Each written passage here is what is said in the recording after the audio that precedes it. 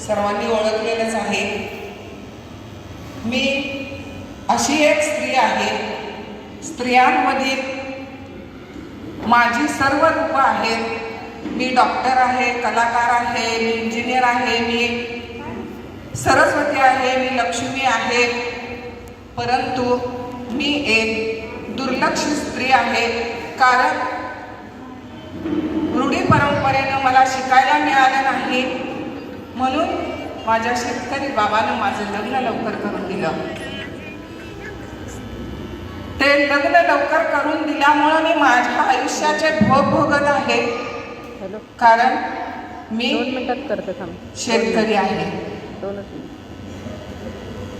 तुम्हाला सर्वांना वेगळ्या पद्धतीने जगता येते, परंतु मला सर्व बंधनात तुमच्यासाठी मला वेगळ्या पद्धतीने जगावं लागतंय, कारण मी तुमची अन्नपूर्णा आहे। एका शेतकऱ्याची पत्नी आहे, शेतकरी बाळाची मी आई आहे, परंतु मी तुमच्यापेक्षा वेगळी आहे। शेतकऱ्याच्या आयुष्यातील अनंत अडचणी सर्वांवर त्याच्या सोबतीनं मात करणारी मी त्याची पत्नी आहे। कदाचित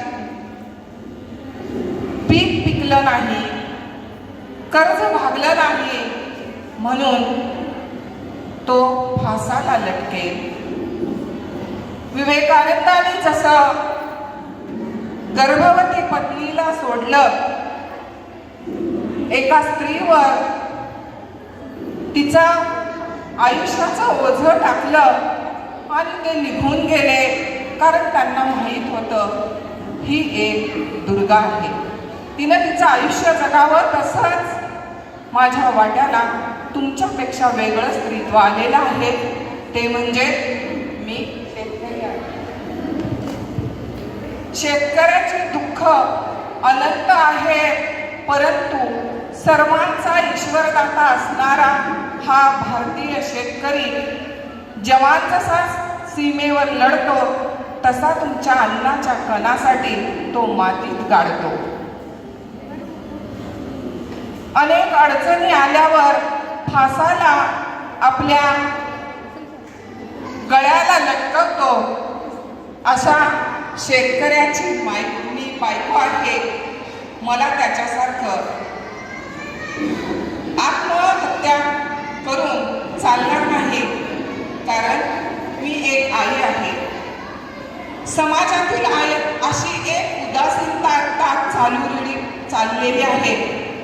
मुली शिकल्या, इंजिनियर झाल्या, डॉक्टर झाल्या, वकील झाल्या आणि त्यांच्या अपेक्षा वाढू लागल्या। अपेक्षांबरोबर वयही वाढू लागलं। वाढत्या वयाचे अनेक प्रश्न माता भगिनींना दिसत नाहीत आणि त्या सगळ्या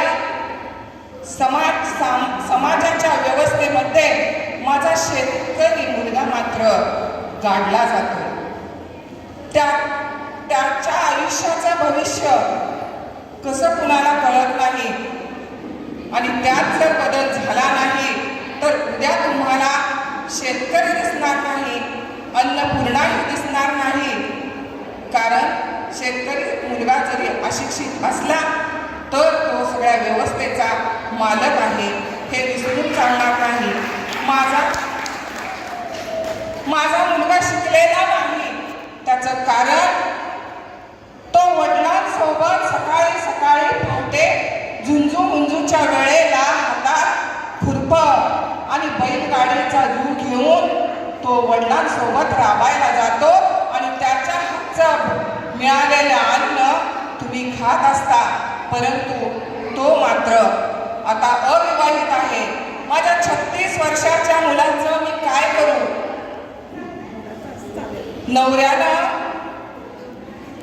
अकांड तांडव केला, कर्ज भागत नाही आणि माझ्या शेतात पीक पिकत नाही। आज ओला दुष्काळ आला, उद्या सुका दुष्काळ आला, मग मला आत्महत्येचा पर्याय तेवढा त्यांनी ठेवला, पण मी माझ्या मुलाचं काय करू, या समाज व्यवस्थेचं काय करू, या प्रश्नात मी गाडलेली एक शेतकरी तुमच्यासारखीच पण तुमच्यापेक्षा वेगळी नक्कीच असेल. या समाज व्यवस्थेत बदल झाला पाहिजे आणि अशाच पद्धतीने व्यवसाय करणाऱ्या मुलांची लग्न झाली पाहिजेत. मला खरं तर आज मूड नव्हता, तरी पण एक अभियान आणि अभियानातलं प्रबोधन हा विषय मी हाताळला आणि या विषयावर बोलायचं ठरवलं. तरुण भारत मंडळानं मला या स्टेजवर माझं व्यक्तिमत्व प्रदर्शित करण्याची चांगली संधी दिली. त्या सर्व संयोजकांचे मी आभार मानते. बोला भारत.